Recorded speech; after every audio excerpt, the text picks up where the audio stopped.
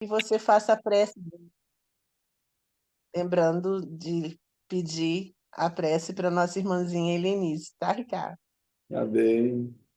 Enfim, hoje a Estrela d'Alva está no seu sexta live do Seminário Ciclo da Vida e da Morte, com o nosso irmão Ricardo, no dia 10 de abril de 2024. Estamos aqui em Juiz de Fora e cada um de vocês em seus estados. É o poder da internet. E é uma alegria enorme estar recebendo todos vocês e para essa live tão interessante, que é o ciclo da vida e da morte, que na verdade começa e não termina nem com a morte. Então, bem-vindo, Ricardo. Tu queres que eu faça a prece? Sim, com esse Tá sotaque bem. gaúcho, ela fica mais bonita. Tu é que diz. Então, vamos observar nossa respiração suave e profunda.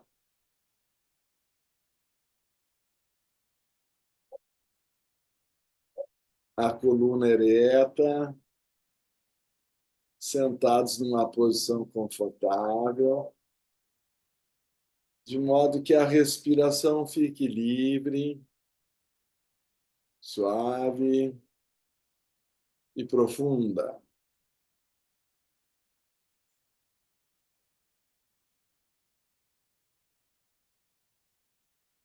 Ó poderes do amor, nós vos prometemos nossa fidelidade, sabendo que somente o amor pode redimir o mundo. Nós invocamos vossa bênção sobre todos aqueles que se esforçam para servir. Nós invocamos vossa bênção sobre todos aqueles que têm de suportar sofrimento, particularmente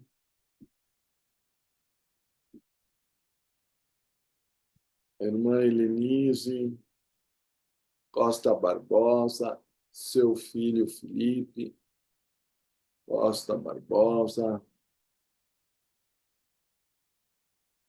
seu outro filho Lúcio Costa Barbosa, seu marido Irajara Barbosa, que passam por essa dificuldade familiar, e seja como for a vontade de Deus e como for melhor para eles, e que eles possam alegremente descobrir seu envolvimento em vosso amor, mesmo em meio à sua aflição.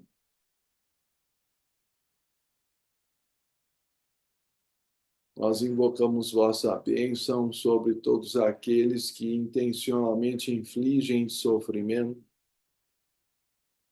eles possam ser movidos a retornar para vós e servir.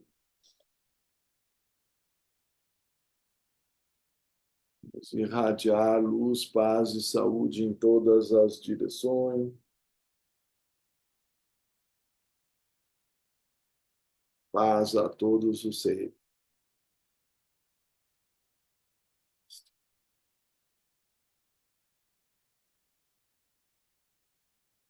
Então, como a TT bem lembrou, um ciclo nunca acaba. Embora isso seja difícil para a mente humana compreender, o próprio universo é cíclico e nisso está a sua infinitude. Ele pode parecer começar num Big Bang, e para outros pode ser que o Big Crunch, o buraco negro, seja o fim de tudo. Mas a verdade é que a massa crítica no núcleo explodirá novamente, como o Big Bang, gerando um novo universo.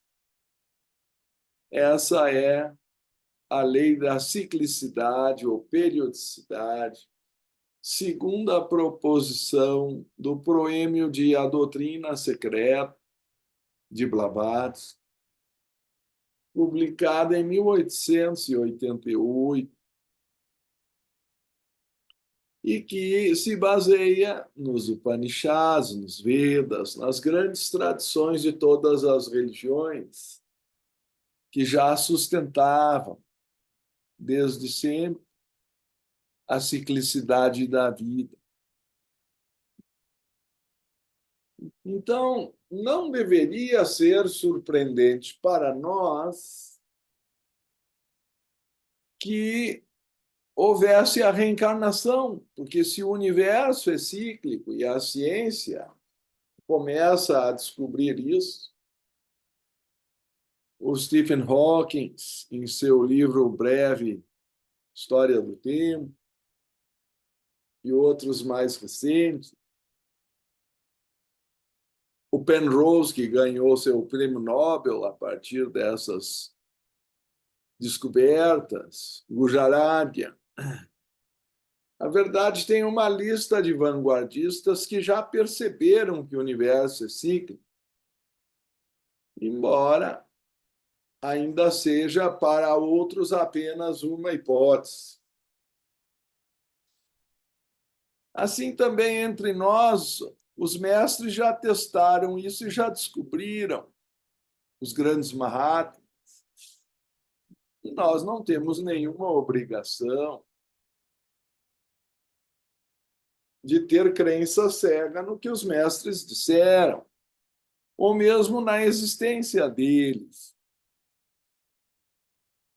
Mas esse ensinamento pode dar significado à vida, porque é a grande percepção daqueles que compreenderam o seu processo cíclico. Talvez cause mais surpresa o fato de que nós não somos o corpo físico, mas ele é apenas uma vestimenta temporária. Mais surpreendente, então, para as pessoas parece que o corpo físico tem a vida própria. E o mesmo vale para o corpo astral, com suas emoções e desejos. Nós chamamos essa vida que anima o corpo astral de elemental.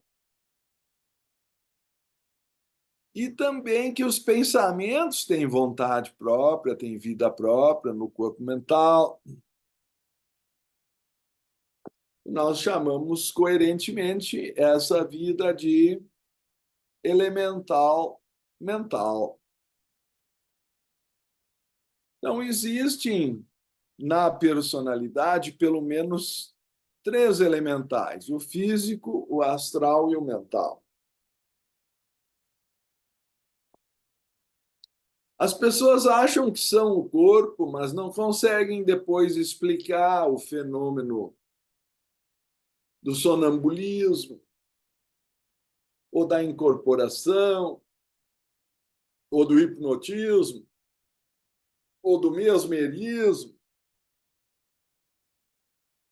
que sempre deixaram o ser humano surpreso, pelo menos aquele ser humano que não tem o pleno autoconhecimento.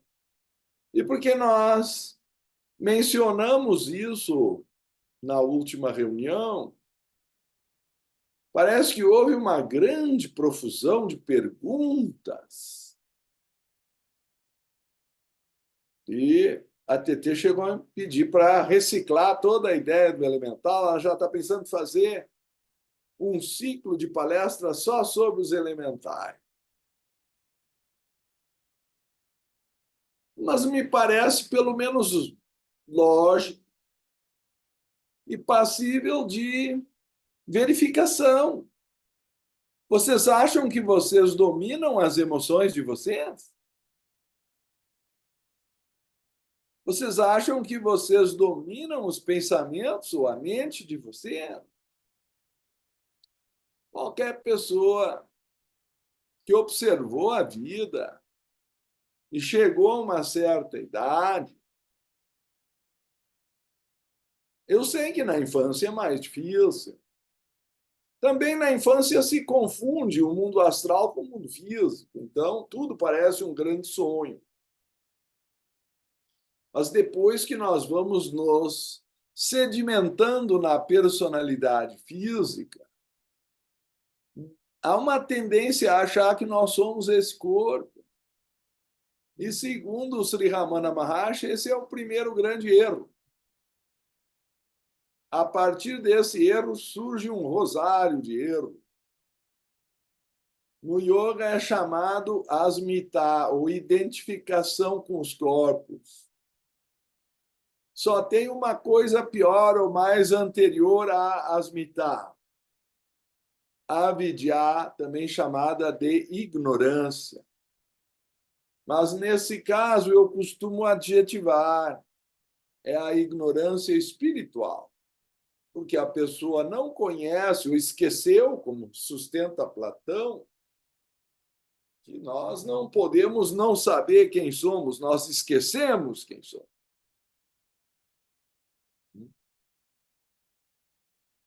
Então, a grandeza de Platão é dizer que o problema do ser humano é que ele esquece. Eu já relatei aqui para vocês o argumento do Dalai Lama dizendo que todos nós somos originados da compaixão, porque nós não chegaríamos à idade adulta sem que alguém cuidasse da nossa fragilidade infantil. Isso significa compadecer-se da nossa fragilidade, da nossa dependência. Isso vale para todos que estão aqui. Pode ter sido a mãe e o pai, mas pode ter sido alguém que substituiu essa função. Pode ter sido um menino Mogli lá, os lobos, pode ter sido para o Tarzan os gorilas. Aí eu deixo a literatura, eventualmente a fantasia, embora digam que essas lendas têm base em fatos ocorridos na Índia, mas eu não tenho como provar, então, se quiserem entender como uma fantasia literária, o fato, e isso sim se pode afirmar, é que nesse argumento, Dalai Lama tem toda a razão. Nós somos todos frutos da compaixão. E se a humanidade esquece disso depois, esquece das suas origens, aí nós vamos concordar com Platão. O problema é que o ser humano esquece. Tá? Então, vocês estão vendo que os grandes mestres podem usar palavras um pouco diferentes, mas eles estão falando a mesma coisa. E Sri Ramana diz que a técnica máxima de meditação, Atma Yoga Vichara, ou questionamento sobre o eu, o Ram, quem sou eu, é a técnica suprema para levar, portanto, à libertação de todos os males. Mas não é uma mera resposta intelectual que vai resolver essa questão. Caso contrário, a gente leria um livro como o Yoga Sutra e já teria todas as respostas. Podemos ter respostas intelectuais, mas o assunto da meditação é um assunto vivencial. Descobrir os elementais, alguém acha, eu preciso ter clarividência para enxergar os elementais. E se eu disser que basta observar os seus efeitos para se convencer que eles estão ali? Tenta colocar a mente num lugar e mantê-la lá. Chama-se isso dharana, ou concentração. e vê o que acontece. Aí vocês vão ver o elemental espernear. Tenta controlar uma emoção no momento que ela surge, e vocês vão ver o elemental espernear. Ele está ali, ele tem vontade própria. Iludido está aquele que não percebe. Ah, que bicho é esse? Agora apareceu um tal de elemental na teosofia. Importa o nome que eu vou dar a ele? É uma força instintiva dentro de nós. O inimigo, Satanás, não sei mais o que é outra ficção literária e mitológica de muitas religiões com variantes de demônios, etc. O inimigo não existe fora de nós.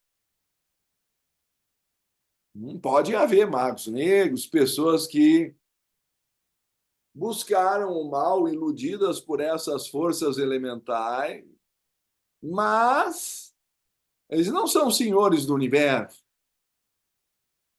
não são equipotentes a Deus, terão limite. Nós não estamos dizendo aqui que o mal não seja um processo possível decorrente da incompletude da evolução humana, mas que ele não existe na natureza. Ele é uma produção da mente humana que é a única que pode se opor às leis da natureza. Isso está muito claramente afirmado na Carta 88 e dos Mahatmas assim, né? Que é uma carta decisiva na compreensão do pensamento teosófico. Eu já vou avisando que ela não é fácil. E tem gente que depois não dorme mais. Então, vamos por partes. A carta número 30 também vai falar desses assuntos, de que as pessoas têm que o grande obstáculo são crenças errôneas e sinceras. Porque quando eu tenho uma crença sincera, eu ponho o meu coração com toda a vontade ali. Mas e se ela for uma crença errônea? Se ela for uma superstição? Vocês têm ideia da tragédia que surge quando ocorre uma superstição? Parágrafo 61 do Aos Pés do Mestre. Diz assim: a superstição é outro grande mal e tem causado muitas e terríveis crueldades. O homem que é seu escravo menospreza outros que são mais sábios. Então, a primeira característica do ignorante é debochar ou desconsiderar o valor da sabedoria dos mais sábios, porque eles se acham o máximo. Certo? Então, o pior da ignorância é achar que sabe. A grandeza de um Sócrates é dizer tudo que sei é que nada sei. Aí começa a aparecer sabedoria. Certo? Enquanto eu achar que eu sei tudo, isso pode não ser bom. Que eu tenho que estar sempre me auto-observando, porque a mente é cheia de recônditos, e nós demos outro dia uma palestra sobre o inconsciente no yoga, não sei se vocês assistiram, está lá na minha conta do YouTube. Eu deveria recomendar, talvez que assistam mais de uma vez. E o inconsciente, em grande parte, ou pelo menos o subconsciente, assim chamado por algumas correntes de psicologia, e vocês sabem que são diversas, que nenhuma corrente de psicologia é considerada comprovada. Então, tem vários autores, cada um com suas hipóteses e teoria. E aí, quando alguém vai estudar psicologia, é uma lista de autores. Então, me deixem humildemente acrescentar o inconsciente segundo a tradição do yoga, ou, se vocês quiserem, segundo a teosofia. A teosofia está dizendo para nós que essas partes dos elementais que nós não controlamos são o nosso subconsciente. E tem vontade própria e luta contra nós. Nós temos que aprender a domesticá-lo. Por que que ele luta contra nós? Então, vou ler, quem sabe, um pouco mais da superstição e ver o que acontece. E vamos ver se faz sentido dizer que é uma luta contra a humanidade. A superstição é outro grande mal e tem causado muitas e terríveis crueldades. O homem que é seu escravo menospreza outros que são mais sábios, tenta obrigá-los a agir como ele age. A pior coisa quando uma pessoa faz um erro é questionada ainda dizer, e faria de novo. Aí nem se arrependeu, nem percebeu que jogou a bola na bandeirinha de escanteio. Pensa tu na horrível matança produzida pela superstição de que animais devem ser oferecidos em sacrifício. Que tipo de elemental vocês acham que pode ser atraído com sangue? Que tipo de religião é essa? E não é uma nem duas. Até onde eu me lembro, só o Cristo e o Buda foram contra o sacrifício de animais e fizeram reformas nas religiões onde nasceram, respectivamente o judaísmo e o budismo. Mas pode ser que nesse momento esteja me escapando alguma memória. Tá certo? Vou ler de novo. Pensa tu na horrível matança produzida pela superstição de que animais devem ser oferecidos em sacrifício. E pela ainda mais cruel superstição de que o homem necessita de carne para alimentar-se. Ele podia ter posto esse item na parte da crueldade, porque tem uma extensa quantidade de parágrafos no setor da crueldade. Eu suponho que vocês já tenham lido Aos Pés do Mestre, né? Porque esse aqui é o nosso mingauzinho, aqui começa tudo. Mas é diferente ler e estudar Aos Pés. Eu já li. Pronto, é um livrinho de 64 parágrafos. Eu já contei, aí eu fiquei surpreso, já contei para vocês da minha surpresa, que no avião a moça tinha feito um ato altruísta, cedendo lugar para um casal que ia para sentarem juntos. E eu vi que ela foi para um lugar ruim, aí eu fiquei um pouco comovido com aquilo e dei para ela o Aos Pés do Mestre. Eu disse, dá uma lida nisso aqui. E ela leu durante a viagem, era um voo de 1h30, acho que até São Paulo, coisa assim. E chegando no destino, eu perguntei, gostaste do livro? Ela disse que sim. Quer ficar com ele? Não, eu já li, me devolveu. Não é livro de uma única leitura. A linguagem é simples e o pessoal subestima. Então, eu vou voltar aqui para o parágrafo 8. O corpo astral tem seus desejos e os tem as dúzias. Ele quer que fiques irado, que digas palavras ásperas, que sintas ciúmes, que sejas ávido por dinheiro, que invejes as posses de outras pessoas e que te entregues à depressão. É fácil ler. Dá para discernir e ver que não sou eu que estou sentindo isso. É possível usar o discernimento a ponto de não se deixar levar nessa maré? A professora Rosenfield, se eu não me engano, o nome dela. Tem um livro de meditação interessante, e ela diz que se a gente, por exemplo, num certo momento se distrai pensando, não comprei o pão, não comprei o leite, no meio da meditação é apenas um pensamento intruso, a gente volta a meditar naquilo que é o foco da meditação, assim que percebe que se desviou. Segundo Krishnamurti, a atenção e a percepção do desvio já é meditação, porque aí houve um estado de alerta, não é um estado de sonolência, é um estado de percebimento. Ele usa a expressão awareness, outros traduzem por plena atenção.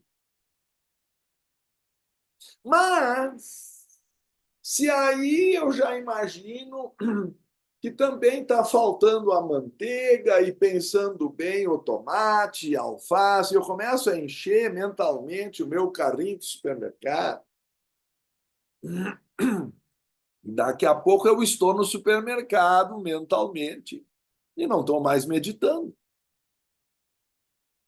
E tem gente que às vezes dorme na meditação, ou nem sabe mais onde a mente foi, ou nem sabe qual é o foco original. Tem que perguntar, aí em que tu estavas meditando? Não lembro mais. Aí, pelo amor de Deus. É. Aí foi um pouquinho mais longe do que uma pequena distração. Aí a vaca foi para o brejo. Outro dia recebi uma definição de Beleléu que eu achei ótima. Vamos ver se eu consigo reproduzi-la. A definição era a seguinte: Beleléu é um lugar indefinido que fica para lá das cucuias ou depois que o diabo perdeu as botas, e é um lugar onde nenhum mato tem cachorro e todas as vacas foram para o brejo. Então, essa definição de Beleléu me pareceu muito interessante. E tem gente que começa a meditar e acaba no Beleléu, né? Nem sabe mais onde é que estava, onde é que pretendia chegar. E por quê? Essa é a nossa pergunta. Por quê? Porque o elemental levou a pessoa. E durante a vida, pode ser uma superstição. A pessoa não consegue ver que não é racional raciocínio que ela está fazendo. Ela acha que porque o pai dela fazia isso, porque o avô dela fazia isso, porque comiam carne já desde o tataravô, então eu tenho que comer carne. E senão eu vou ficar fraco. Olha, eu ouvi isso lá no Rio Grande do Sul, eu nasci lá, vocês não sabem quantas vezes. Então, como eu me tornei vegetariano aos 17 anos, embora eu já tivesse inclinação até os 6, meu pai teve uma conversa de homem para homem comigo aos 6 anos de idade. Ele disse: chega de comida de criança, se não comer carne, não ganha sobremesa. Isso foi um argumento muito sólido. Mas até os 6 anos, e os meus parentes sabem, minha mãe reclamava que às vezes misturava a carne na sopa, liquidificava, eu punha na boca e rejeitava a sopa. Alguma coisa não estava bem na sopa. Então, eu vim assim, os meus escândalos de outras vidas já tinham alguma tendência, certo? Mas, de tanto me gaucharem dos 6 aos 17 anos, tentaram me convencer de que eu tinha que comer carne. Aos 17, eu estudei o Yoga Sutra de Patanjali. Foi a primeira vez que eu li o Yoga Sutra, praticando yoga numa certa instituição. E caiu nas minhas mãos o livro do Dr. Miranda, não me lembro mais o primeiro nome dele agora, e sobre nutrição e vigor, era o nome do livro. Ah, já estava velho. Vocês imaginam que as fotos eram daquelas preto e branco, coloridas com uns cor-de-rosa, uns tonzinhos. Vocês que são jovens não conhecem essas coisas, aquelas fotos assim, meio assim, adocicadas com algumas cores a posteriori. Tá? E quando a gente grudava aquela, parecia um papel celofane na televisão para ficar verde embaixo e azul em cima. Eu nem me lembro mais o nome daquilo. Aí dava um close-up, a barba do sujeito ficava verde, a cabeça, a careca do cara era azul, e aqui na altura dos olhos ficava uma cor meio de carne, assim, para representar a pele, o rosto. Isso era a TV a cores da época, era considerado finíssimo, tá? Colorido a posteriori. Tá certo? Então, essa é a ilusão. Nós somos levados a crer que as cores que nós vemos são reais. A palavra sânscrita para cor é raga. E é a mesma palavra para atração. E a palavra que representa desprendimento, desapego, é vairagya. É a ausência de cor, é a ausência de inclinação, é uma capacidade de julgar com imparcialidade. É a segunda qualidade aos pés do mestre, chamada ausência de desejo. Então, se eu não sou capaz de ver que a superstição me leva a fazer julgamentos errados, pensa nos maus tratos que a superstição destinou para as classes oprimidas em nossa bem-amada Índia, e vê como esta má qualidade pode gerar desapiedada crueldade, mesmo entre aqueles que conhecem o dever da fraternidade. Muitos crimes os homens cometeram em nome do Deus de amor, movidos por este pesadelo da superstição. Cuida muito, pois, para que dela não reste em ti o menor vestígio.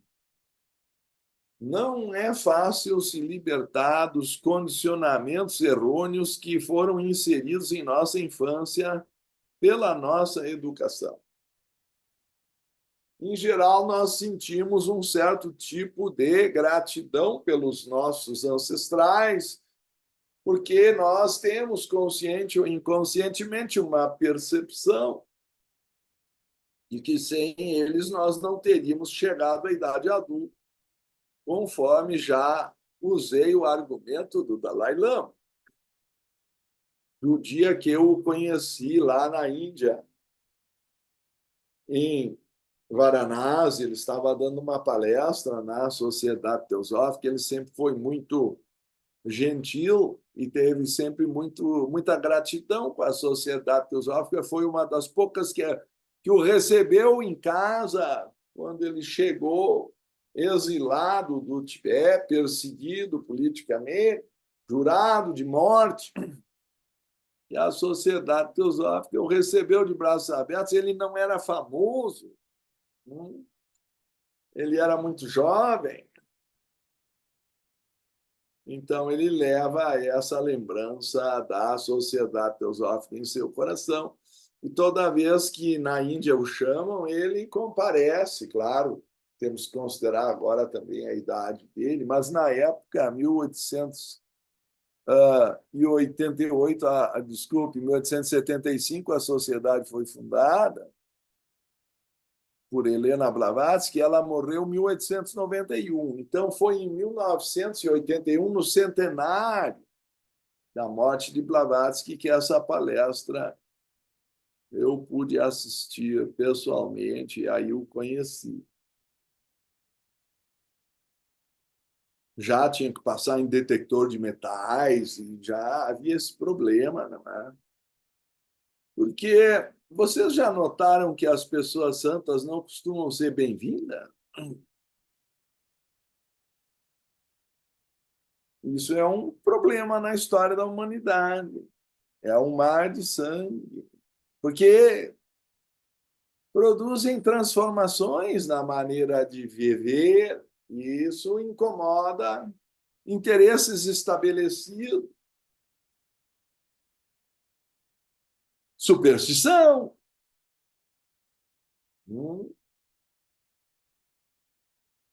Eu estava lá no Rio Grande do Sul e aí, nessas férias, fizeram a Paleta Atlântica, o nome da praia lá, 3.500, 3,5 km, 3.500 metros de churrasco. Foram botando uma churrasqueira ao lado da outra na beira da praia para entrar no livro Guinness. Consumiram 2 toneladas de carne. Eu não me senti muito à vontade no próprio lugar em que eu nasci. Acho que eu já estou há tempo demais em Brasília também. Existem outras coisas bonitas lá, com certeza. Mas esse é um traço difícil, talvez do estado que mais produz carne. Não sei agora, parece que expandiram alguns gaúchos para outros lugares. Mas eu acho que é a hora da gente pensar nesses hábitos. É uma matança absurda, é um sofrimento que nós causamos à vida e alimentamos menos pessoas com carne do que com vegetais. A mesma área produz muito mais alimento quando é arroz, quando é trigo, quando é milho, do que quando vocês querem gado de corte. Enfim, eu não vou me alongar muito nisso, mas só porque o mestre também diz, ele compreende que é uma superstição. Tá? Ele pôs na parte da superstição a caça e outras coisas assim, ele pôs na parte da crueldade, principalmente se a pessoa vai caçar só para se divertir como esporte, tá? Como sustentam alguns. E aí ele diz que o karma não é bom para quem segue esses caminhos. O destino reservado aos cruéis terá que cair também sobre os que intencionalmente matam criaturas de Deus, chamando a isso de esporte, tá? Entre aspas. O karma não leva em conta o costume e o karma da crueldade é de todos o mais terrível. Todas essas pessoas tentam desculpar sua brutalidade, dizendo que é o costume. Mas o crime não deixa de ser crime porque muitos o cometem. Então, nós temos que começar a pensar pela nossa própria cabeça. O parágrafo 9 diz: teu corpo mental deseja pensar em si mesmo orgulhosamente separado, pensar muito em si mesmo e pouco nos outros. Mesmo quando tu tiveres desviado de coisas mundanas, ainda tentará especular para si fazer-te pensar em teu próprio progresso, em vez de pensar sobre a obra do mestre em auxiliar os outros. Quando tu meditares, tentará fazer-te pensar sobre as inúmeras diferentes coisas que ele deseja, em vez de pensar na única coisa que tu queres. Quer dizer, é difícil fixar a mente num lugar porque o elemental não gosta de ficar fixo. Ele esperneia, ele corcoveia que nem um cavalo chucro.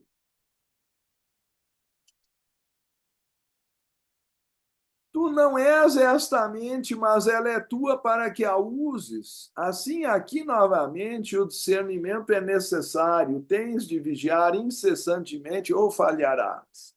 O que acontece depois da morte? O elemental quer resistir ao processo de decomposição e forma cascas. Nós lemos sobre isso da última vez, se chama reordenação. E essas cascas viram lentes. Tá certo? Viram lentes que colorem, que põem cor no que nós estamos vendo. E, portanto, nós não conseguimos ver as coisas como elas são. Mas, segundo os elementais, nos deixam ver, segundo o ponto de vista deles. Bom, entra uma pergunta aqui. Os pensamentos e emoções nobres seriam também elementais, só que do bem? Aí eu já chamo supraconsciente. O supraconsciente vem da nossa alma. O subconsciente vem de uma origem animal. Essa mistura é o ser humano. Ele tem uma alma imortal, mas ele herda o corpo de uma evolução que tem raízes animais. E por isso o ser humano tem conflito. Se ele não tivesse o conflito que São Paulo menciona, o bem que quero fazer, esse eu não faço. O mal que não quero fazer, esse eu faço. Aí ele diz, porque não sou eu, mas o pecado que vive em mim. Então, a linguagem cristã vai chamar isso de pecado, vai chamar isso de Satanás. Eu acho mais interessante, eu compreendo que algumas pessoas têm dificuldade de compreender o que são os elementais. Eu acho um tema importante, por isso estamos dando a palestra. Mas eu acho mais interessante, mais adequado e oportuna a sabedoria do mestre quando diz no parágrafo 8, ele, o elemental, quer todas essas coisas e muitas mais, não porque deseje prejudicar-te, mas porque gosta de vibrações violentas e gosta de mudá-las constantemente. Então, o elemental fica entediado quando as coisas não mudam ou quando falta violência nas coisas. Observem os filmes que alugam mais. Tinha um tempo que havia até videolocadora. Agora é uma questão de pagar um extra aí ou entrar em algum canal e a pessoa se filia. Mas o que vende mais? Hollywood sabe o que vende mais, porque esse é o mercado da sétima arte. Se vocês fizerem um filme biográfico sobre a vida de Gandhi, foi feito um. Ele é um filme muito tocante, mas nunca será um campeão de bilheteria. Agora, se vocês fazem um filme com bastante violência e efeitos especiais, e alguma coisa que está sempre mudando e saltando, indo e subindo e descendo, produz bastante adrenalina e cada minuto do filme o coração parece que vai sair pela boca. Esse filme vai ter uma grande bilheteria. Sem entrar, é claro, no pornô e outras coisas, que também tem uma bilheteria infinita. Até filme de terror. Eu pergunto a vocês, vocês gostam do medo? Vocês gostam do ódio? Para vocês pegando um filme desses, já sabem qual é a emoção dominante do filme. Não é verdade? Estou exagerando. Por isso até botam censura em alguns filmes. Já se sabe qual é a emoção que aquele filme vai produzir. Eu estou certo ou estou errado?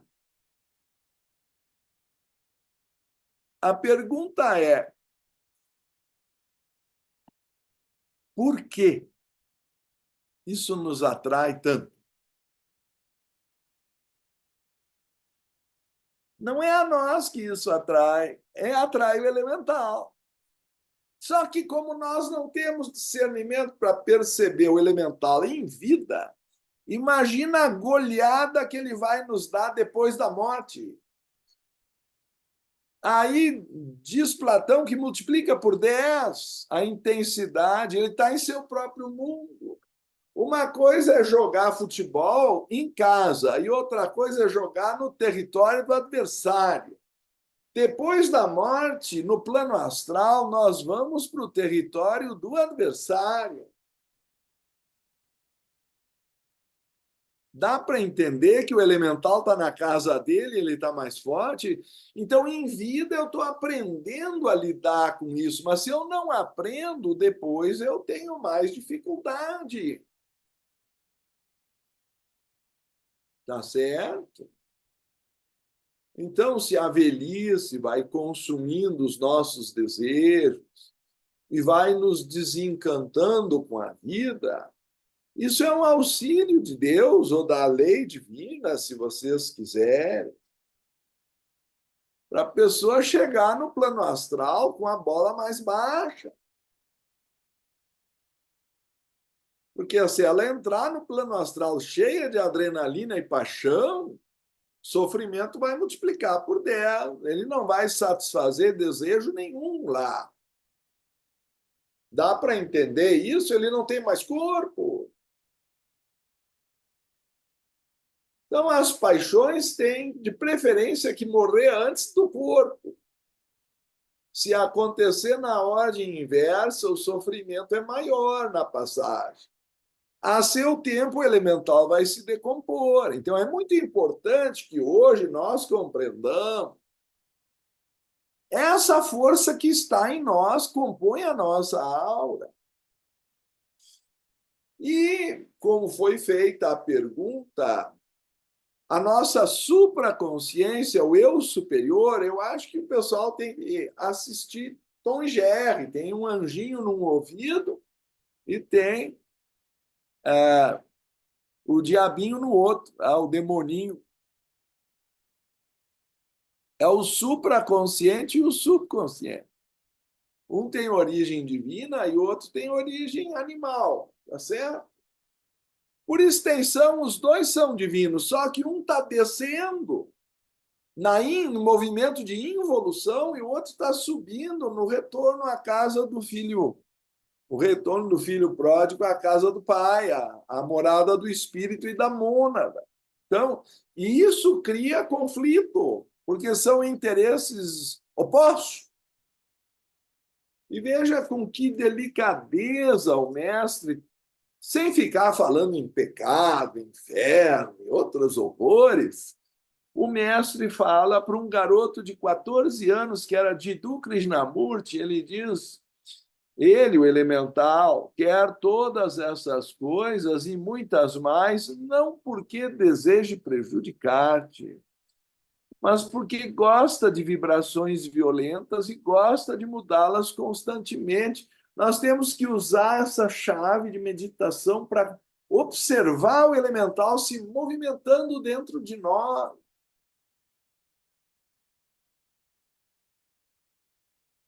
O meu pai, uma vez, passava muito mal, mas o meu pai tinha muito pouca autoobservação. Aí chamamos o médico da UTI Vida, o cara chega em 10 minutos lá, e aí deram um Buscopan para ele, tal, não sei o quê, como se fosse apenas um problema do fígado. Isso foi umas 10 da manhã. Lá pelas 4 da tarde ele não melhorava e se sentia cada vez pior. Eu mandei chamar o médico pela segunda vez.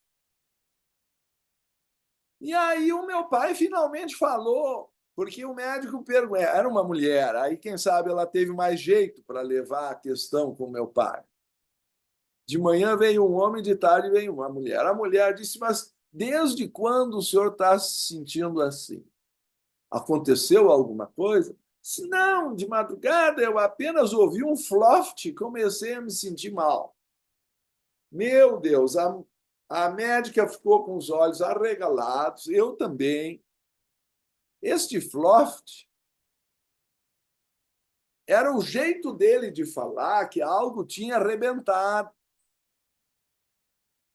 Vocês entendem que ele estava com uma úlcera duodenal perfurada há quase 8 horas. E, segundo outros médicos, quando feito o diagnóstico, foi para o raio-x e confirmou. Mas ele, muito forte, resistente, não se deixou dobrar por aquela dor e não queria ir para o hospital. Quando o médico veio falar comigo no hospital, ele disse: 50% de chance de sobrevivência, cirurgia imediata.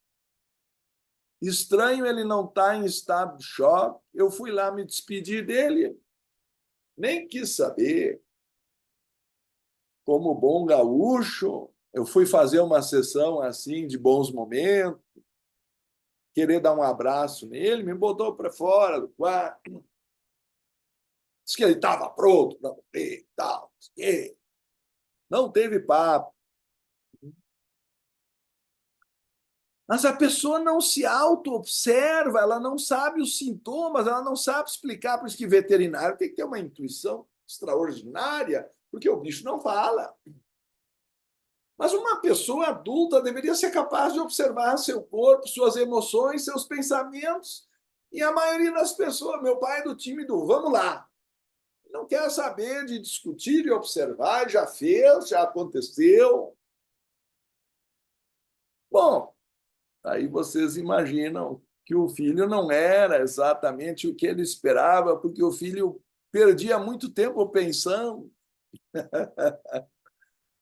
Mas, enfim, os contrastes, eu já expliquei para vocês. Eu estava tão entusiasmado aos 17 anos, lendo a descrição do Krishnamurti de quando uma energia surgiu e subiu pela coluna dele, eriçou todos os pelos aí, e ele viu tudo com as cores mais intensas, subiu ao topo da cabeça, uma alegria extraordinária o invadiu. E as cores do ambiente, quando ele caminhava pelo parque. Aí eu expliquei isso para o meu pai, olha, isso aqui é uma descrição da Kundalini subindo. Aí ele disse, eu tenho isso também, é problema de vesícula. Deu uma tontura e tal, não sei o quê. Então, se uma pessoa não tem autoobservação, a gente tenta descrever os elementais e as forças que estão operando dentro de nós e ela não nota. Nós temos, segundo Blavatsky, todas as hierarquias criadoras estão dentro de nós. Nós somos um microcosmo. A mesma força que criou o universo criou a nós. Nós somos deuses em treinamento. Falta o crachá. Nós somos imortais como almas que ocupam esses corpos. Se nós acharmos que nós somos os corpos, nós nos tornamos, como dizia Blavatsky, muito bem, eu devo recomendar para vocês de Blavatsky o Ocultismo Prático. São livros de bolso, eu vou dar a demonstração clássica. Está aqui, foi para dentro do bolso, desapareceu. O pessoal reclama de ter que estudar livros e livros na universidade. É um livrinho que a gente lê com rapidez. Não deveria haver preguiça em ler esses livros. Tem um oceano de sabedoria ali dentro, mas tem que digerir. Não é uma leitura e já li. Não é assim, é uma vida relendo e relendo. O que o mestre quis dizer com isso? Porque depende de autoobservação. E se eu crescer em vida nessa autoobservação, depois da morte será mais fácil, porque eu vou saber lidar com o elemental que eu já conheci em vida. Ele não vai me enganar, ele não vai me criar lentes para complicar a minha observação e eu vou conseguir me libertar da ilusão dele e despertar no astral e ser livre. ao invés de cair num pesadelo e não saber como sair, ficar preso na sétima esfera do astral, no umbral, e não conseguir ver o Summerland, a terra de verão, não conhecer as camadas superiores do astral, porque eu estou preso no pântano e no esgoto do astral e não sei lidar com aquelas lentes, não sei sintonizar com a vibração mais alta. Meu Deus do céu! Tem que aprender a se livrar dessas emoções pesadas. E isso começa observando que nós não somos elas. É isso que esse magnífico livro, O que há além da morte, no seu capítulo 10, tá? O capítulo 10 do que há além da morte se chama O Elemental do Desejo. Não é de uma única leitura. Eu li para vocês da outra vez. Quem quiser pode ouvir de novo a gravação anterior. Deve estar no YouTube, sei lá onde a TT coloca tudo isso. Tem também o anterior ainda. Aqui, capítulo 8, alguns exemplos da vida astral. Aí fala no homem comum, fala no homem inteligente, fala no destino de pessoas mais desvairadas ali. Também fala do ambiente circundante no astral. No plano astral, ele chama de cenário. Aí nós vamos ver que os cenários são artificiais, são criados pela imaginação humana, salvo aqueles que são contraparte da matéria física. E são, portanto, sua forma. Essa coisa do pessoal ver chamas, labaredas, demônios e não sei o que no astral, a mente cria. E se muitas pessoas são acostumadas a pensar desse jeito, vai ter um grande grupo de pessoas que se filia a essa plataforma e vai assistir lá filmes de terror, como as suas escrituras religiosas descreviam o pós-mortem. E elas acham que aquilo é verdade, todo mundo está assistindo o mesmo filme, porque a imaginação foi treinada para ver inferno, ela enxerga inferno. Os outros já foram lá e já criaram, já pintaram, já fizeram o cenário. Então, é muito importante perceber que é o elemental que está, de alguma forma, forjando essas imagens. Vou ler aqui da página 97 de novo. Cenário artificial. É natural que, tanto quanto as figuras e personagens, podem forjar-se cenários como o Purgatório de Dante e o Céu e o Inferno de Swedenborg. No entanto, esses dois videntes entremearam de simbologia suas visões, cuja parte verídica serve de advertência para muitos que já conhecem os fatos.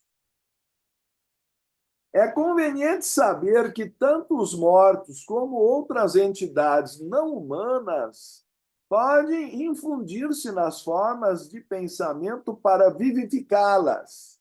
É o caso até dos elementais, certo? E há frequentes exemplos de que muitos fizeram isto, e algumas vezes com boas intenções e outras com más. E porque se é verdade que homens malvados ou espíritos malignos dos elementos aproveitaram-se inconscientemente das formas forjadas inconscientemente ou por imagens mentais para aparecer sob forma de diabos de olhos candentes, é certo também que protetores invisíveis e desencarnados, bem intencionados e mesmo às vezes devas ou anjos, animaram beneficentemente imagens de santos e anjos criados por criancinhas inocentes e ingênuas. Eis porque visões de perfeita fidelidade psíquica concordam perfeitamente com fantásticas superstições populares sem fundamento estável. Há pessoas que veem anjos alados, quando, na realidade, a ideia de asas é contrária à poética e suave locomoção deslizante própria do plano astral. Os mortos se movem nesse vasto oceano de formas mentais, e, em todo caso, é preciso distingui-las das entidades vivas para compreender o mundo astral e colher da permanência nele os possíveis benefícios.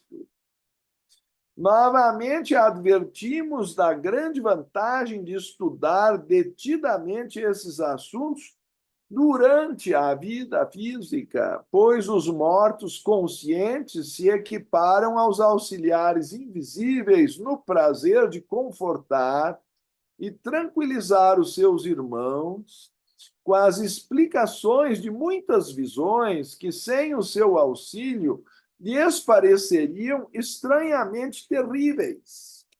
Imaginem se vocês entrassem num filme de terror e alguém lhes dissesse que aquele filme é real e vocês não conseguissem descobrir se é real ou não,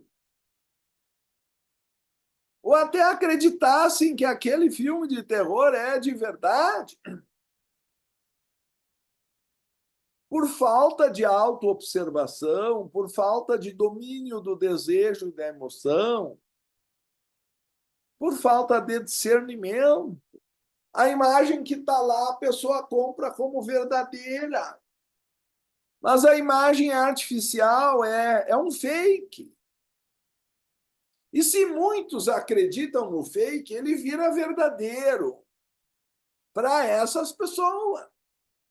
E é difícil fazer, convencer, o auxiliar tem que ir lá e tentar explicar que aquele inferno não existe. Mas a pessoa está vendo as labaredas e os demônios, aquilo é apenas uma alegoria de carro de carnaval, mas ela acha que é verdade. E é difícil tirar ela de lá porque ela acha que ela merece.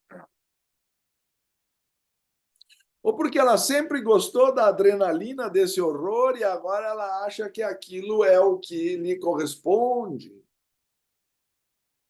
Então, explicar para as pessoas que existem mundos dentro de mundos, que o cenário é geralmente criado pela mente e que nós não precisamos ficar presos à reordenação das cascas do elemental, como lentes que colorem o que eu estou assistindo. É o objetivo da palestra de hoje. E não sei se eu tive sucesso em explicar, porque talvez tenha que assistir de novo no YouTube. É, para algumas pessoas, muita informação por uma vez só, mas são as 3 coisas que nós temos que saber, de preferência, antes de morrer e antes de chegar lá. No plano astral, sabe, sem lenço, nem documento, nem passaporte, nem mapa, esquecendo a mala, sem livro. Onde é que eu estou? Então, vou repetir. Primeiro, lembrar que os mundos estão dentro de mundos. O mundo astral não é outro lugar, é o mundo físico, numa dimensão mais sutil.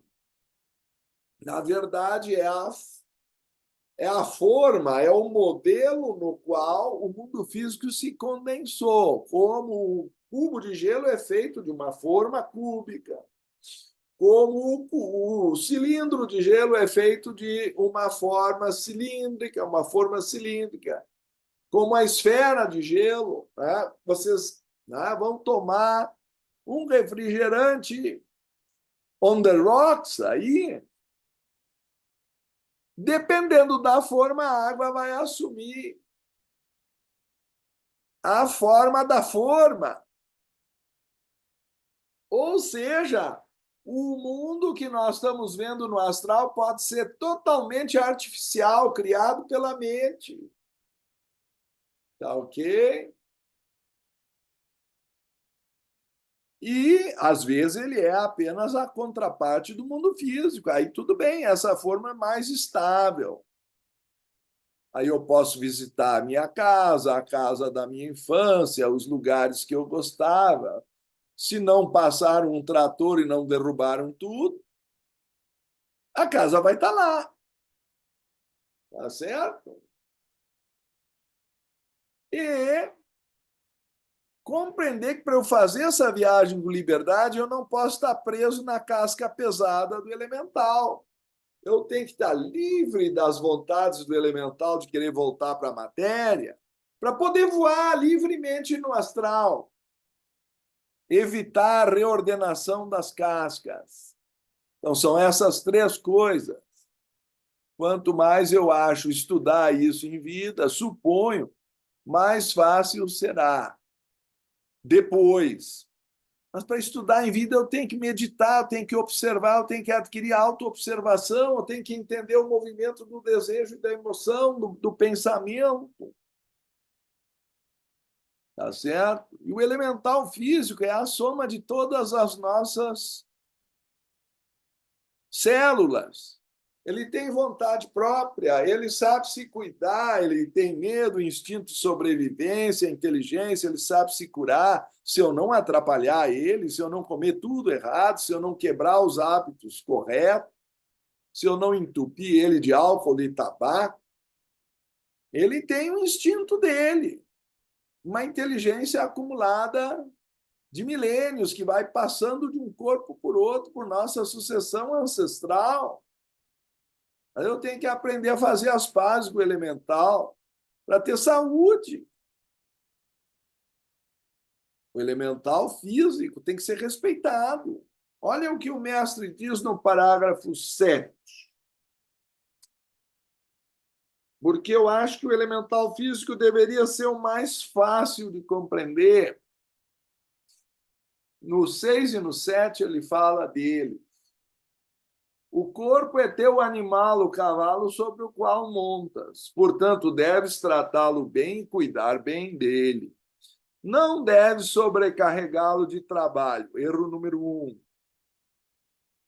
Quer dizer, o pessoal não dá devido sono para o corpo, o devido descanso para fazer a digestão. Enfim, tem uma série de erros. Aí vocês veem esses filmes norte-americanos, o pessoal nem senta para comer, eles compram uma pizza numa sacola, vão comendo com as mãos os pedaços da pizza, não usam nem um garfo, nem uma faca, é uma falta de higiene, tomam. Eu fico horrorizado de ver eles tomando o leite direto da geladeira e botando de volta para o próximo que foi beber aquilo. Não sei, dizem que é a civilização, o primeiro mundo.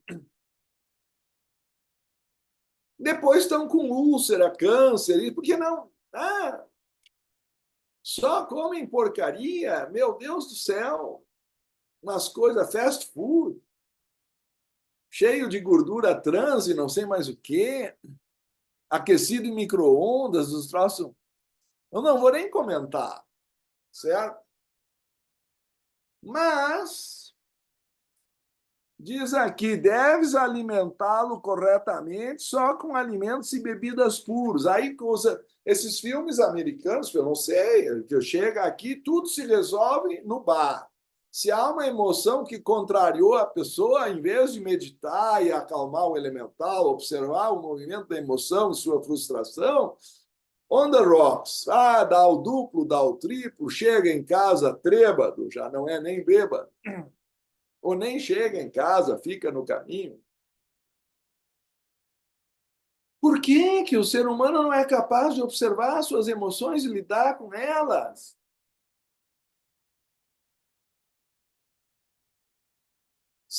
Ele acrescenta, e mantê-lo sempre minuciosamente limpo, sem o menor resquício de impureza.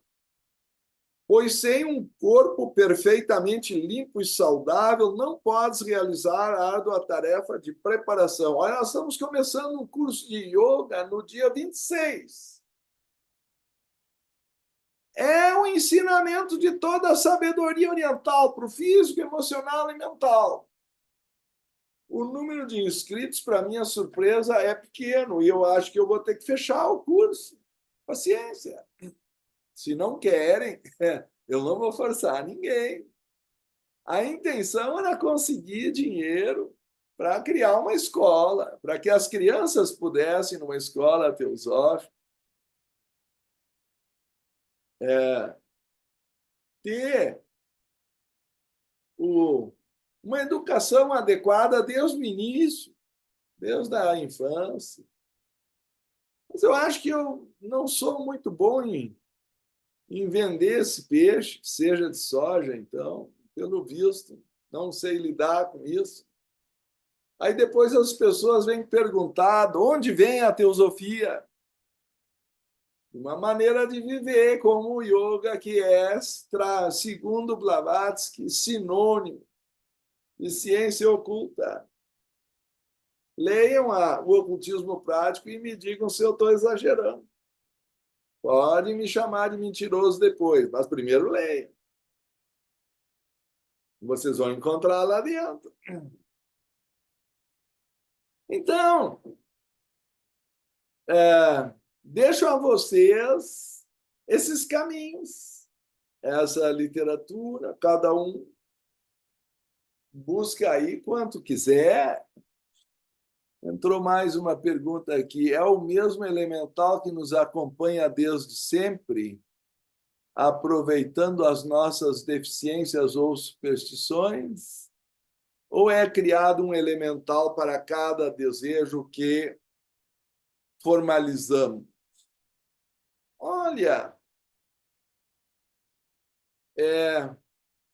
esse sentido de divisão, um elemental não tem individualidade. Ah? Então, elemental é o nome dado para um agrupamento de emoções reincidentes, por exemplo, no corpo astral, ou de pensamentos reincidentes no corpo mental. Até é difícil definir o que é um elemental, porque ele é uma massa de instintos. Então, se vocês quiserem entender que a parte vermelha da aula é um elemental, que a parte verde é outro, que a parte amarela é um terceiro, para mim tanto faz. Cada uma dessas cores, vocês já leram O Homem Invisível e Invisível, do Lee Peter, cada cor da aura vibra numa certa frequência.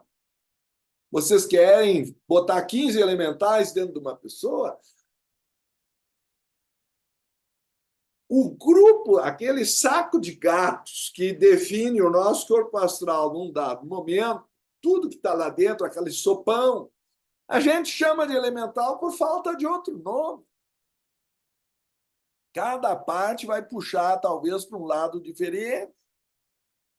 Aí, daqui a pouco, eu sinto ódio, daqui a pouco, eu estou impaciente, daqui a pouco, eu quero dizer uma palavra áspera. Ou então cai em depressão. É uma vibração diferente, né? A vibração da depressão é para baixo, o ódio é para cima, o ódio estoura. Se vocês estudarem o Enneagrama, vocês vão ver o ciclo dos 9 desejos, um vai gerando o outro. Eu posso um dia dar um curso de Enneagrama para vocês, mas a questão toda é compreender que Platão usa o ódio para sair da depressão, só que ele usa o ódio contra si mesmo e não contra o elemental. E não se deixar aplastar por aquela emoção que está levando a pessoa para o fundo do poço.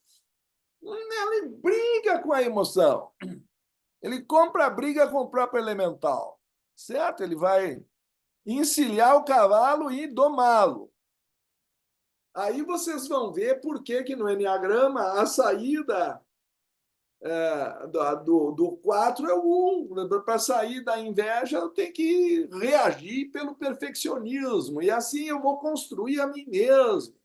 Eu saio da emoção negativa, vou para a ira, da ira eu vou para a brincadeira, aí às vezes não é muito séria a brincadeira, aí eu tenho que ir para a sobriedade da avareza. Então, mas isso é um outro caminho de autoconhecimento dos sufis. Eu não vou dizer que eu tenho 9 elementais, eu tenho todas as emoções possíveis. O elemental gosta de mudar de uma para outra. Dá para entender isso? Ele não quer ficar numa frequência só. Eu posso dizer, então, que é o mesmo elemental, mas se a pessoa quiser dizer que cada um é um elemental diferente, com certeza são modalidades de frequência diferente da essência monádica elemental do plano astral. Mas se eu quiser botar em subgrupos, daqui a pouco eu vou botar em camadas o corpo astral e é isso que ele vai fazer depois da morte. Mas é um elemental só que quer, de certa forma, se proteger da decomposição. Ou, se vocês quiserem, que é um grupo de parasitas dentro de vocês têm que tomar um purgante para se livrar, um é Tênia Soli, um outro é Ascaris lumbricoide, mas é uma massa de vidas próprias dentro de nós que pode não ser muito cheirosa ou interessante, e ela vive parasitariamente de nós. Cada vez que eu não domino uma emoção, ela se nutre dela. Dá para entender isso?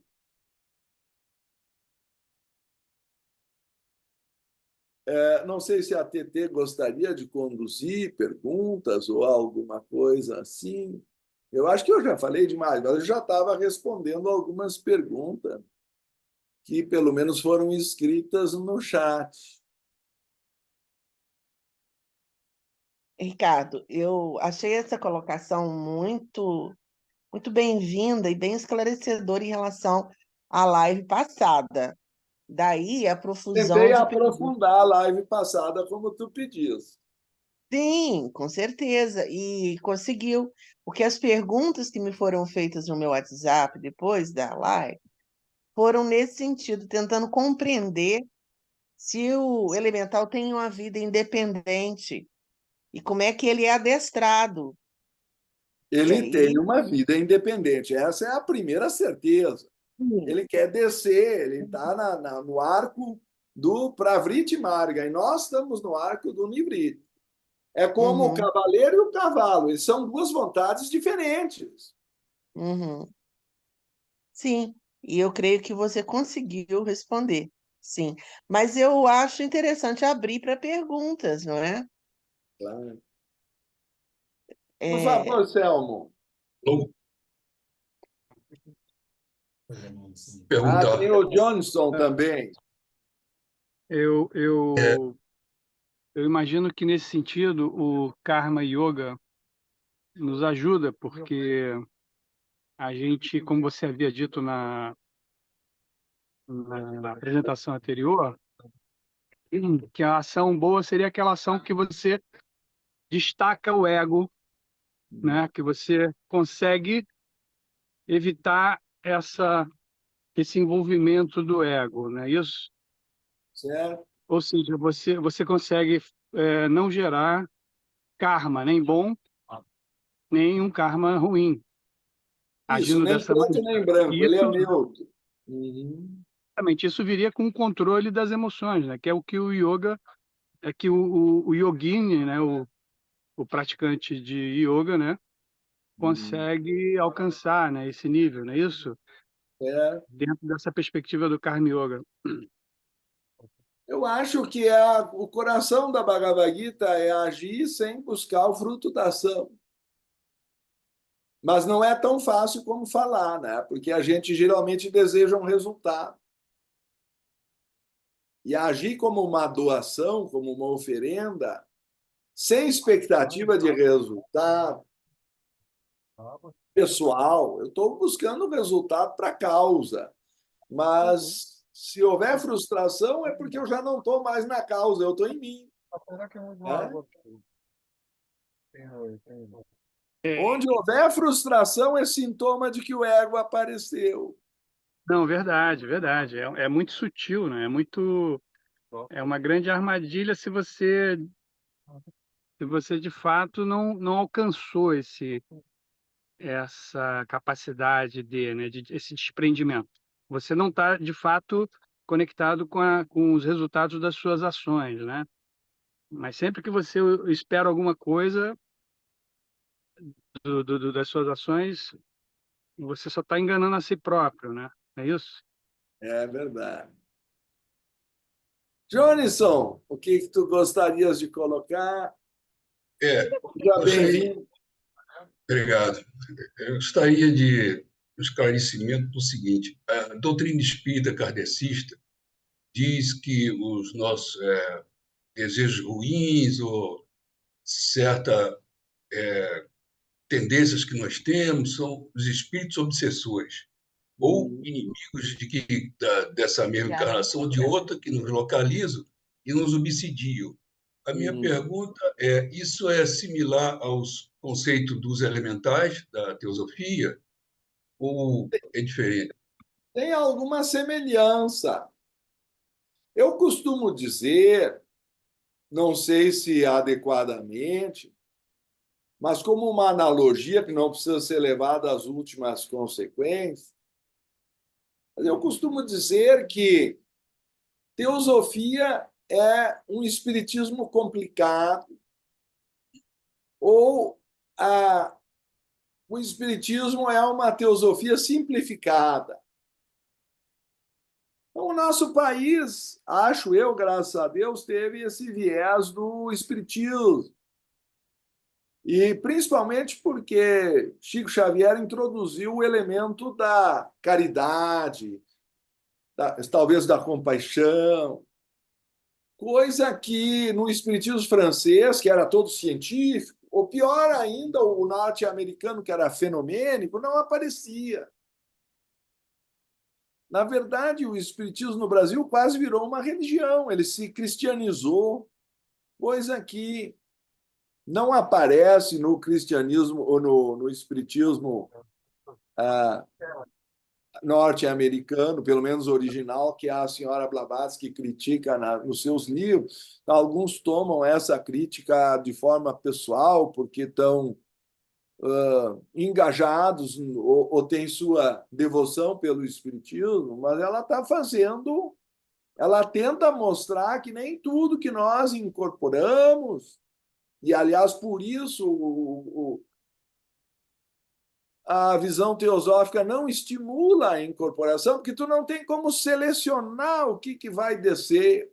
Então, pode ser uma sombra, pode ser um cascão, até pode ser um caso genuíno de uma pessoa no plano astral que despertou e tem ansiedade para produzir uma comunicação para um parente, para isso ou para aquilo. Mas o senhor Leadbeater dá a entender que isso é um caso incomum. Tá certo? Eu vou ler para vocês uma passagem do Auxiliares Invisíveis, que, quem sabe, põe as coisas no devido ponto. E é só um parágrafo, tá bem? Diz assim, página 91 da nossa edição da editora Teosófica. Visto que alguns escritores teosóficos têm sentido ser seu dever insistir vigorosamente sobre os males que frequentemente provêm da realização de sessões espíritas, por exemplo, acabar atraindo espíritos malignos ou sombras ou eventualmente cascões de falecidos, que não adianta doutrinar uma criatura dessas. Essa entidade está em decomposição, ela não tem mais espírito, ela é um dejeto em decomposição. Querer achar valor moral numa sombra ou num cascão é gastar a energia do médium e dissipar ainda a consciência dele, incorporando uma frequência baixa. E a senhora Blavatsky afirma que ela podia salvar, sim, numa sessão espírita, mas se vários amigos dela viessem, ela não ia conseguir salvar todas aquelas influências. Aí ela sugeria que não se chamassem essas criaturas. Uma das sessões mais complicadas são essas de doutrinação, que são feitas, veja bem, com intenção de caridade para com os mortos. Então a senhora Blavatsky diz: meu Deus, estão gastando energia atraindo um baixo astral. Tá certo? Se a gente quiser, a gente se projeta como auxiliar invisível durante o sono e instrui a entidade no seu próprio mundo. Não precisa trazê-la para cá, eu vou para o astral durante a noite. Mas o senhor Leadbeater reconhece que algumas vezes a comunicação é genuína. E eu vou ler então a frase inteira. Visto que alguns escritores teosóficos têm sentido ser seu dever insistir vigorosamente sobre os males que frequentemente provêm da realização de sessão espírita, é justo confessar que algumas vezes um trabalho bem útil tem sido feito por intermédio de um médium, eu arriscaria dizer um Chico Xavier, ou de alguém presente numa sessão semelhante ao do auxiliar já citado. Quer dizer, aí vocês vão ter que ler o livro, ele está citando o caso de uma pessoa que queria deixar seus filhos com um irmão. Só que ele não via o irmão, sei lá, 10, 20 anos, naquela época não tinha mais a comunicação, ainda não havia o celular e o Facebook, eu não encontrava facilmente uma pessoa, não tinha telefone. Então, ele fez uso de alguns auxiliares invisíveis para descobrir no astral onde o irmão estava morando, e aí ele tinha que convencer o irmão a procurar os sobrinhos dele, que ele não sabia que existiam. Sem uma comunicação, ele não ia conseguir fazer isso. O irmão não era muito voltado à clarividência e à clareaudiência, então foi necessário escrever uma carta, mandar para ele, levar provas, até que ele se convencesse. Então, nesse caso, o espiritismo fenomênico também fez algum auxílio, mas principalmente a comunicação. Então, ele reconhece, diz, é justo confessar que algumas vezes um trabalho bem útil tem sido feito por intermédio de um médium ou de alguém presente numa sessão, semelhante ao auxiliar no caso citado. Assim, conquanto o espiritismo tenha muitas vezes retardado almas que, se não fosse ele, teriam se libertado com mais rapidez. Por quê? Porque eu estou chamando de volta para a Terra e eu tinha que deixar ele livre para subir. Então, se eu começar a incomodar todos os meus falecidos para eles virem aqui me dizer que eles estão bem, eu estou interferindo no trabalho. Eles tinham que se esquecer do mundo físico para subir, senão eles não vão para o Devachan, eles não vão para o plano mental. Mas tem gente que fica querendo mais uma mensagem, mais uma. Isso, os teósofos aqui, a literatura teosófica, entende que retarda a ascensão das almas. Mas é necessário colocar em sua conta de crédito, ou seja, que o espiritismo tem pontos altos também, pelo fato de ele também ter dado a outros meios de libertar-se, abrindo-lhes o caminho do progresso, porque, feita a comunicação, a pessoa se sente com o problema resolvido, que ela morreu de forma súbita e não conseguiu deixar a herança para o filho, o encaminhar o filho para o irmão, alguma coisa que prende ela à terra até que aquilo seja resolvido. Entende? E, nesse momento, a comunicação e o médium são úteis. Então, a maioria das pessoas logo vai para um extremo ou para o outro. Ou toda a comunicação é verdadeira, ou toda a comunicação é falsa. Então, nós temos o grupo dos crédulos e o grupo dos céticos.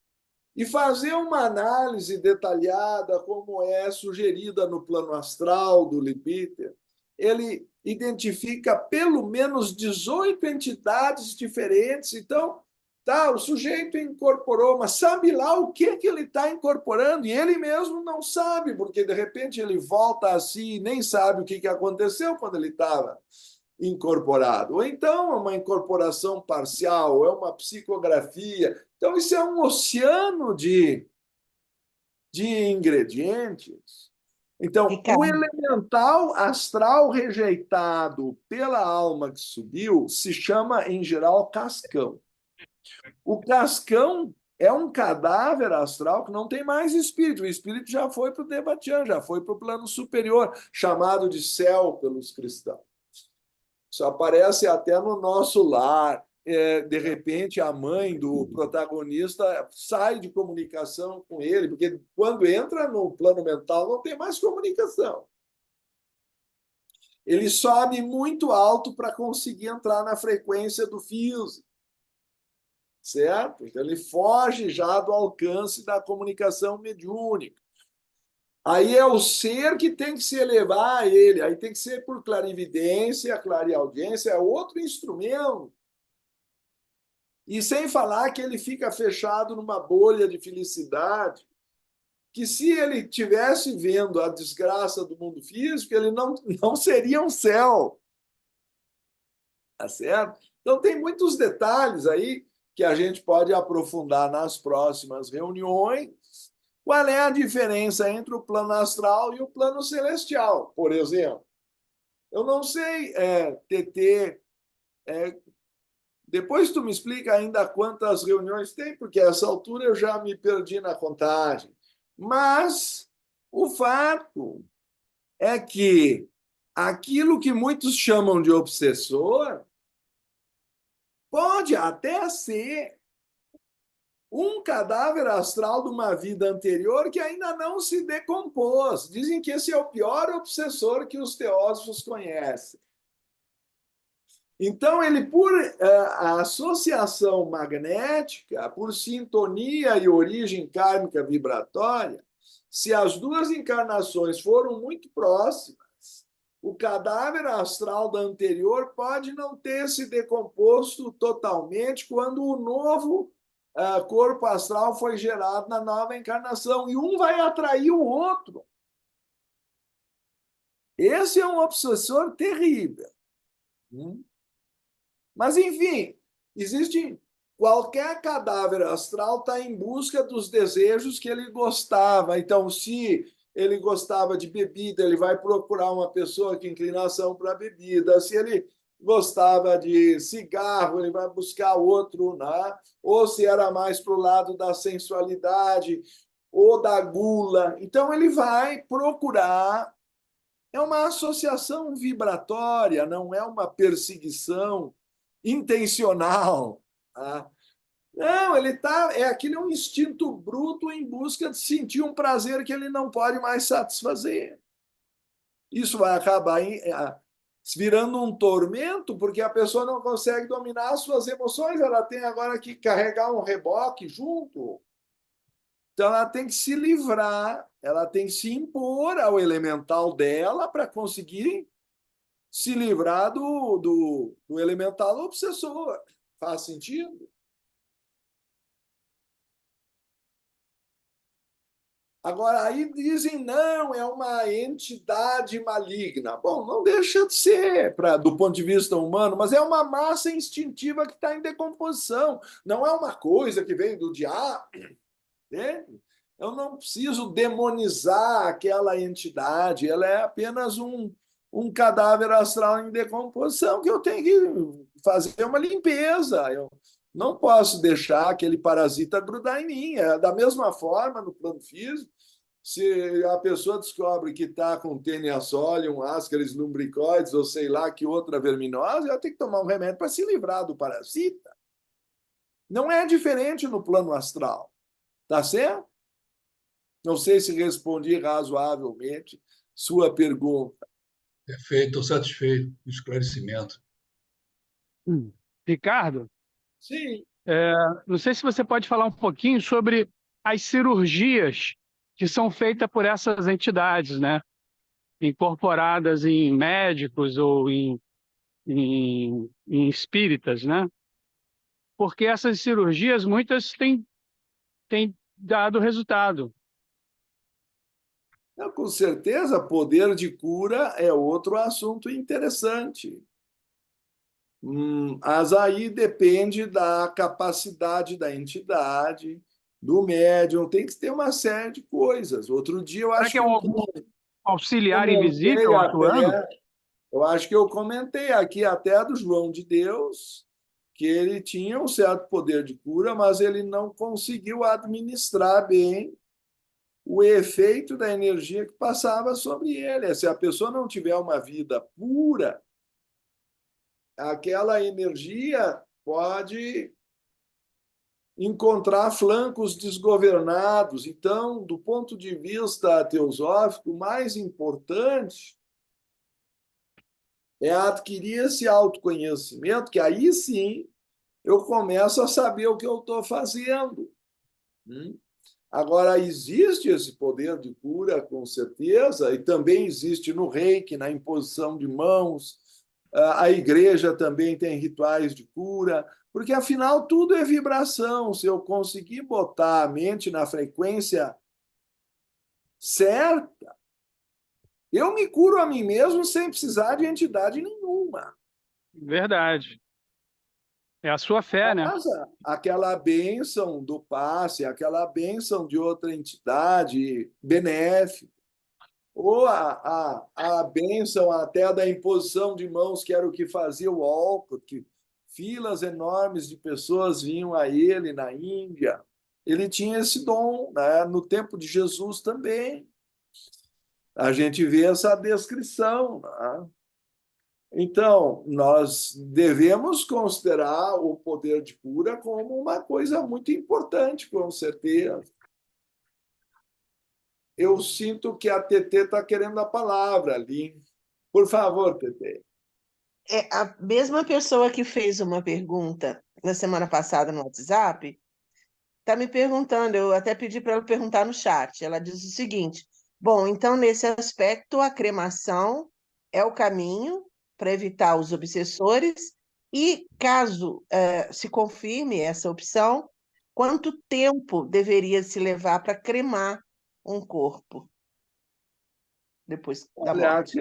a questão é se realmente a morte ocorreu ou não. A Kombi Às aqui vai para vezes João há Pessoa. casos de Quer catalepsia. pegar uma carona? Agora é 10 metros, agora tá fácil. Às vezes há casos de catalepsia, tá? Mas uma vez que o corpo morreu, o que quer dizer que o prana saiu dele, não existe essa questão de quantas horas são necessárias. Existe alguns a preocupação que a pessoa ainda está ligada no corpo. Se tirou o prana, se o prana foi embora, se a energia vital saiu dos canais, e não precisa morrer para isso. O que vocês acham que é uma anestesia? É uma substância volátil que entra no sangue e reverte a sensibilidade. O clorofórmio era usado, se botasse uma dose excessiva, a grande dificuldade dos anestesistas antigos, quando a ciência ainda não tinha controlado isso, era o exagero da substância, às vezes produzia a morte. Porque se tirar todo o prana, a pessoa morre. Então, tu que tem família de médicos aí, não é, Pepe? Uhum. Anestesista é uma especialidade, ele tem toda uma ciência da quantidade, do acompanhamento do estado, como o corpo está reagindo à substância, aí diminui, aumenta, tem todo um cuidado, né? Mas uma vez que o prana foi retirado, a pessoa não sente nada. Tem gente que acha que se foi só um dia, a pessoa vai sentir o fogo das labaredas no. Não, isso não existe no plano astral. O corpo, depois que morreu, pode botar na máquina de moer carne, não vai fazer diferença nenhuma. Tá? Uhum. A cremação auxilia a decomposição do duplo etérico. não é do corpo astral, mas indiretamente algum efeito sobre o corpo astral se faz sentir, diminui a tentação de buscar com o astral entrar de novo no duplo etérico para querer se materializar ou se aproximar da matéria. Então, afasta mais, auxilia o processo de desprendimento. Não sei se isso responde à pergunta. Sem falar que é Ricardo, muito mais higiênico e evita práticas de magia negra. Ricardo, eu estou aqui pensando uma coisa interessante, porque eu estou habilitada a entrar com um paciente do centro cirúrgico para anestesiá-lo com a hipnose. Hum, E daí não é necessária anestesia, tá? uhum. O anestesista entra, porque se a hipnose falhar, ele está presente. Isso é uma prática que tem que ser assinada. Você fez uma reflexão aqui conosco sobre anestesia física, laboratorial, que me remeteu ao processo do hipnotismo, quando ingressei com alguns pacientes, na minha época de estágio do mestrado, lá fora, com pacientes com anestesia submetendo-se a grandes cirurgias. E aí eu fiquei pensando a respeito do prana, a hipnose alcançando esse efeito de. Vamos falar um pouquinho sobre isso que me chamou a atenção. Sri Ramana permitiu que fizesse uma cirurgia para tirar um sarcoma do braço dele, com a condição que fosse sem anestesia. E ele nem piscou. São pessoas que têm o controle da mente. A pessoa comum geralmente não tem, né? Sim, mas a hipnose e o prana, a pergunta é essa. É um tipo de controle da mente induzido por um terceiro. Uhum. O Se tu prana. levares uma pessoa em hipnose a crer que um determinado lápis ou uma caneta é um cigarro aceso, tocar com ela, ela apresenta uma queimadura. Existem várias Sim. experiências nesse sentido. O Essa é corpo apresenta uma queimadura e a caneta não estava em fogo. Era uma caneta simples como essa, pronto. essa é uma técnica que poderia eu ter escolhido, estudei, mas não é a técnica que eu utilizo nos meus procedimentos. Eu uso a técnica da psicologia, da hipnose humanista, não é a clássica. Essa que você Pois está se é, mas se referindo. produz efeito num lado, também deve produzir do outro, ou seja, a pessoa fica anestesiada sem sentir dor. Sim. Ricardo, esse assunto cabe um ano de lives, eu creio, sabe? Mas você respondeu suficientemente as perguntas, nós já estamos avançando o horário, atravessando o nosso limite, e a gente vai ter que interromper, infelizmente. E a gente agradece a presença e a participação de todos, convidando para a próxima live, no dia 17, às 18 horas, dando prosseguimento ao ciclo da vida e da morte, completando, então, hoje a sexta live. Faltam mais 6, Ricardo. Ah, tá. Faltam 6. É isso que eu quero me organizar aqui, porque eu vou seguindo também a vontade das perguntas. Uhum. E eu acho que é o melhor caminho, porque aí surgem as reais necessidades. Sim, Faltam e 6, excluindo a de hoje. Ainda tem mais sim, 6. incluindo a de hoje, verdade.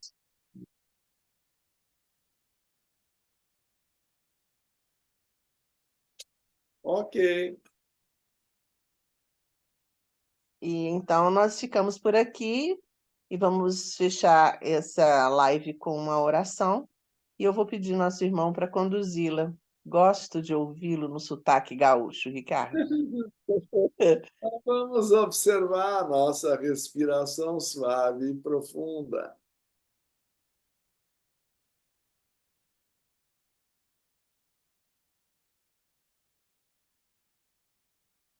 Ó vida oculta que vibras em cada ato, Ó luz oculta que brilhas em cada criatura. Ó amor oculto que tudo abranges na unidade. Possa todo aquele que se sente uno contigo saber que ele é, por isso mesmo, uno com todos os outros. Vamos irradiar luz, paz e saúde em todas as direções. Ao Oriente, ao Ocidente, ao Norte, ao Sul, ao Zênite e ao Nadir. Que todos os seres sejam felizes, que todos os seres sejam ditosos, paz a todos os seres. Paz.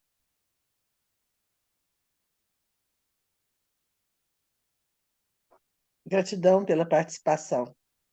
Até semana que vem. Agradeço. Sexta-feira eu vou dar uma aula de yoga também online e vou falar mais do curso. Quem tiver interesse, eu deixo no grupo, tu me ajudas a divulgar, ok?